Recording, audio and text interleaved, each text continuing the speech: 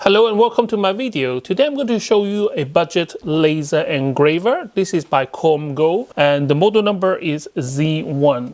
This one have a laser head of 10 volt, which is stacking 2 diode laser of 5 volts to achieve that power. Measuring power for laser engraver in 2022 is a minefield. You have some which quotes the total power input of the machine. Some of them quote the power of the laser that they put inside, so there is not really a standardized format.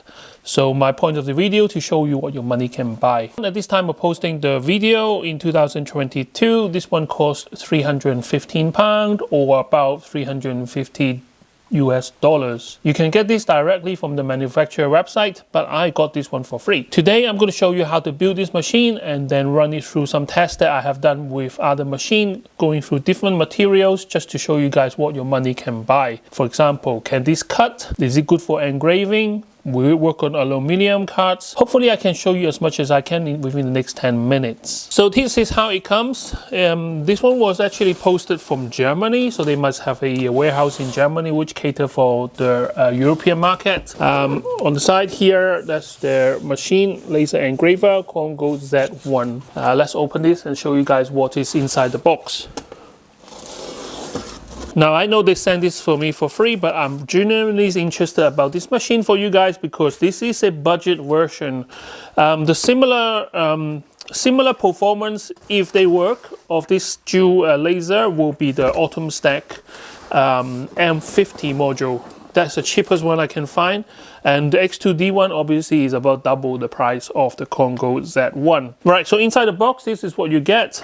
You got your instruction booklet. This is your laser goggle, very similar to the other laser goggle that I got. I'm really pleased to see that they have an end switch on the aluminum profile. That means that in light burn, you can press the home button and will go back home and stop at where it was instead of grinding off the motor. You usually find that in the more expensive models. So you got the 4 pieces which make up the cut beds of 400 millimeters each way, so it's a square. Okay, so here we have the power supply, and sometimes what I do is I look at this power supply and see what's the power input of the machine. So for example, this one here, output is 24 volts 4A.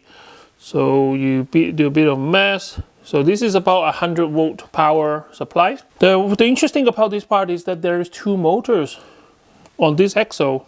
Usually it's just one motor with a connecting rod on the other side. I have no problem with a single motor, but I want to know what's the difference between this one and the other one. And one good thing about this machine being a budget version of the stack laser is that it's already built. The drive belt is already in place and everything is already connected up. So for a beginner, I think this is a very good idea. A lot of people, what they complain about the laser engraver is that sometimes it's the first time that they ever build a machine, and when the belt is loose, you get a lot of problem. When you first started engraving, sometimes you get bending issues, or sometimes the shape is not perfectly circle. It's because that they haven't got the tension right, or they haven't installed this right. So they already taken care of one part of the installation by having everything already built on this axle. Again, another end switch. Instead of having the end switch on the end of the run, is actually on the laser head itself. So when it needs to go home, it will go touch the end switch and then it will stop. For those interested in a different color scheme, I think the off stands are all different. It's a blue color aluminum pieces. I think it's aluminum. Blue color metal piece instead of the standard black. Come with a lot of different accessories. So you got a belt and you got SD card, more screws to put those together, a power lid. Now this one here comes with a Euro power lid. I'm in the UK, so they're supposed to give me a UK 3-pin plug. I do have loads of these around, so I'm just going to use my own. And I think these are 3mm ply wood samples. And you got a acrylic disc there, and a standard USB cable for connecting your engraver to a PC. And this is the laser module. Now this is a lightweight laser module. So on the back here it says Geo Laser, I guess, Geo LDS 20220628. So for reference, guys, that is what's stated on the back. If you give it a closer look, and behind there is two 5-volt laser stacked together, give you the power outputs that we need. Now this design is something that I haven't seen in the machine that I have here so far, but you will find this in the upcoming laser. Basically the enclosure here, which is to protect your eyes, are magnetic.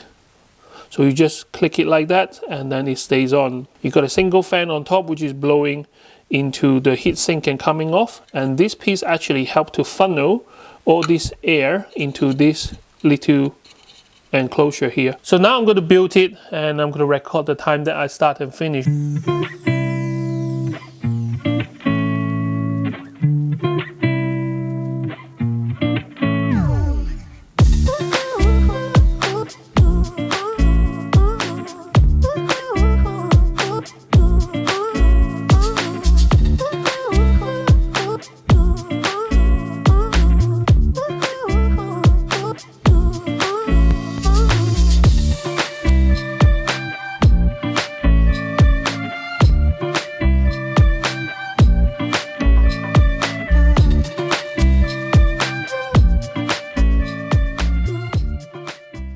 So it took me about 45 minutes altogether to build this machine. A bit faster because there is less to build. The X-axle is already installed, and all I need to do is just slot everything together. Now, a couple of things I will mention is that the instruction booklet is not as clear as the other company on the market. Apart from this logo in the front of the machine and the scales, you can't really tell where they're supposed to go.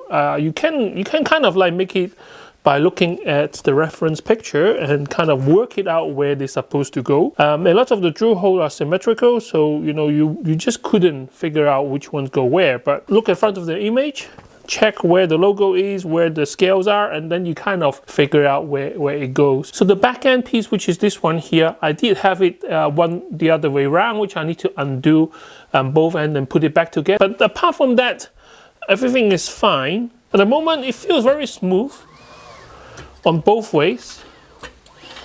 I think that's how you want it. I'm at a position where I'm ready to power it on, so I'm going to move it to my test bench, connect it all together, and then give you some example of what this machine can and what the machine can't do. Okay, so now I have this plugged in to my computer over there, and my power supply is on. You can hear the fan noise from the laser module with his board here. So this one is the sample board which came with the machine. So what I will do is I'll put this piece of acrylic which came with the machine, which is 7mm, and then I am going to rest on top of that piece.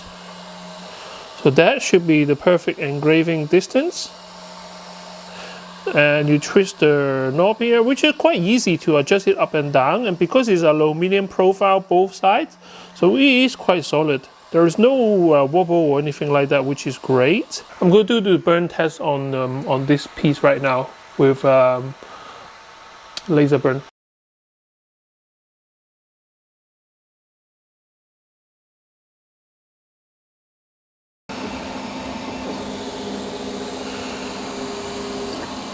Okay, so here we have the first test.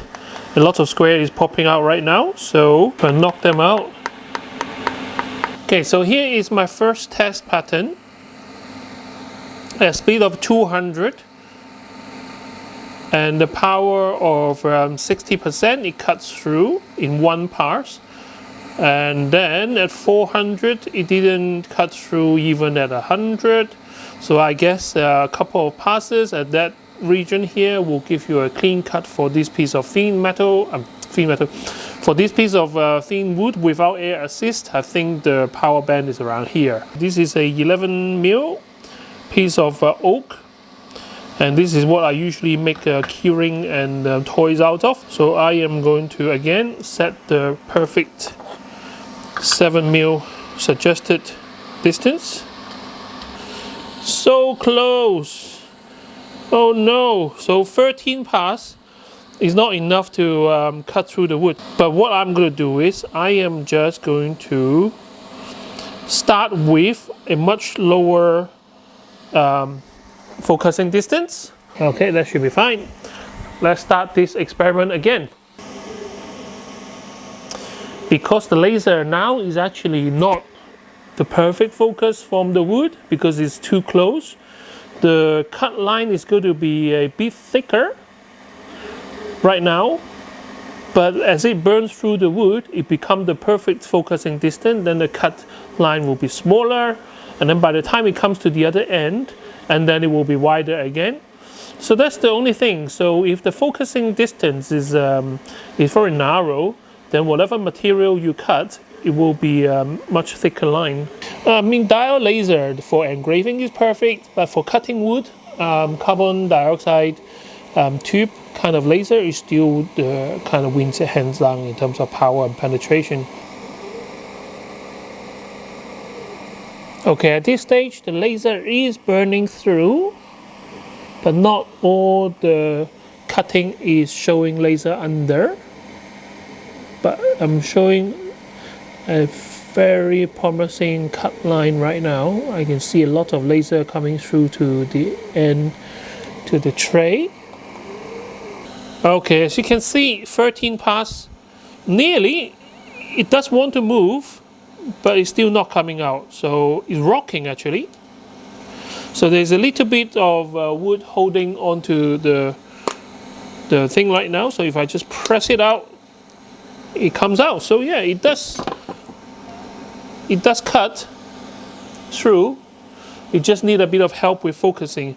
I am pretty sure if I put a air assist on this, it will burn a lot cleaner and also a much faster as well. But 13 parts on this piece of wood, which is 13 mil oak. Not bad. Not bad. Just by lasering on a piece of silver aluminum, you won't get much mark. You will get a lot of distortion because of the heat that required to mark it. And this is the end result on plain aluminum card, 6,000 millimeter per minute speed and 80%. You can only see it when you catch the light because it changed the surface composition of the aluminum, and it engraved onto the piece of metal card. I do have those black aluminum card which you just engrave away the paint on top, but I think that's just cheating, isn't it? So here I got an off piece of glass, so I have marked it with my permanent Sharpie marker here. So idea is the diode laser shouldn't be able to engrave or cut glass because the wavelength just doesn't react with clear glass. It will just shoot through. But by having a layer of a permanent marker on top, give the laser something to catch onto, and it's that extreme heat which actually changed the surface of the glass and hopefully give you kind of a frosted glass kind of appearances. I got acetone right here to remove all the marker. There's just some acetone to clean up, to wipe off the marker. I found this blue rag very good for this kind of cleaning. So this is engraved onto the glass. And the laser is quite powerful, so if your glass is not clean, they will engrave whatever at the back as well as the front. But that is just something to work on. Once you get your laser, you might want to make sure that you get the right setting for the engraving that you want. Probably too much power. Alright, so this is my first attempt with the COMGO Z1 laser engraver. You can see some bending issue right here. So I think I'm probably going too fast with the speed, but in terms of detail, I think it was quite good. Now there is my thumb mark, because when I was handling the towel, I must have like touched the surface, so wipe off some powder. But this is just a test, so I don't really mind. In terms of the setting, let me just show you the computer quickly. So here is the photo which I use. I use image R to edit, and this is a picture I taken some time ago for a model. And the setting, let me just have a look. Definitely need to go slower. But as a test one, I'm just doing like 318 dpi, which is 0.08 interval. And the image was burned at 4080 power. So 80% power and 4000 millimeter per minute. I think I need to drop it down to about 1500. Then I can reduce the power. So today I quickly built the machine and actually managed to run it through all different media that I have lying around. Started with the simple plywood here. So I did a literally laser testing, and I can see that at 260 power is enough to cut through this piece of wood. And then I move on to a oak. This is pallet wood. So basically just from a cheap pallet that I usually work with. And this one here is 400 millimeter per minute and at 80% power for the cut. And you can see that it is quite a big, thick piece of wood. And it managed to work through with about 13 passes. And this is without air assist. So in the future, I'm pretty sure this machine will benefit from having a little fish pond pump, for example, to blow out the dust and the smoke while it cuts. But nevertheless, it does work. Piece of wood right here, and it managed to cut it out. Plus engraving as well. I mean, this is what light burn allows you to do. There is a little chalk mark on there, which needs cleaning up, but this is raw finishing. So this is actually finishing from engrave and cut at one go. This is what I do most of the time with my laser engraver. Now, I don't have much metals for engraving, and this is my kind of a cheap aluminum card from Amazon. And this is engraved on aluminum. Not the best results, but I need to find a way that I can engrave a proper marking on the metal. Because engraving on glass, unless you get a frosted finish, is hard to see. But if I put a piece of wood behind it, then you should be able to see the engraving right here. It does work. Engrave on the glass if you really want to. And this is strong enough to engrave on the surface, and the bottom depends on where you put the marker or the black substrate. Now from far it looks pretty amazing, but when you come up close, you will find that, you know, this is nowhere near perfect. There's lots of bending issue here, so obviously the speed may be too high, and a lot of setting to play with to make this one look a lot better than it should. But saying that, this is a non-scripted video, run you through what you can expect from opening the box. I personally think for £300 this is a very good deal, because you get a close to 20 volt laser head by stacking 2 diode laser, and it's still fine enough to cut through pallet wood. So this is what I wanted to do. Is it as good as the X2D1 and the X20 Pro? No, it is not. I think the other two is better, especially the X20 Pro that I got. It comes with an air assist as well, already built in. But this one definitely win by price, because it's only like £315. So it's kind of half the price of a normal laser engraver of this caliber. Basically a simple 2 gantry with a laser head built in. Everything seems very solid compared to the first version of the AutoMStack A5. I would definitely choose this one over the A5 because of the upgraded laser attachment.